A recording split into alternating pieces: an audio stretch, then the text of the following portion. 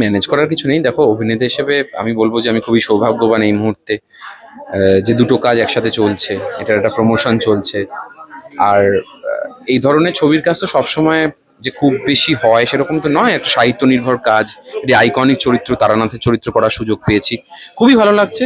এবং তার সাথে সাথে শুভলক্ষ্মীর যে গল্প, যে জার্নি, জীবনের জার্নি, গৃহপ্রবেশ, সেখানে আমি আকাশ সেনের চরিত্রটি করায় সাধারণ মানুষের প্রচন্ড ভালোবাসা পাচ্ছি।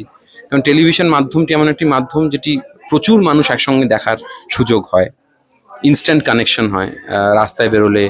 তো সেটা পেয়ে খুব ভালো লাগছে। আমরা তো মূলত যতই বলি, ডেফিনেটলি হয়তো নিজের জন্য অভিনয় করি বা আমার মনের মানে শান্তির জন্য, কিন্তু কোথাও গিয়ে দর্শকের ভালোবাসা তো ডেফিনেটলি চাই আমরা। তো সেটা পেয়ে খুব ভালো লাগছে। হ্যাঁ, অনেকদিন না, দেখো থিয়েটারের কাজ তো আমি তো নান্দিকারের থিয়েটার দীর্ঘ 15 বছর ধরে করে চলেছি। তো সেই কাজটা তো চলেই প্যারালালি। তো ভালো চরিত্রের জন্য অপেক্ষা করি, যখন ভালো চরিত্র পাই, মনে হয় আমি ভালোভাবে করতে পারবো,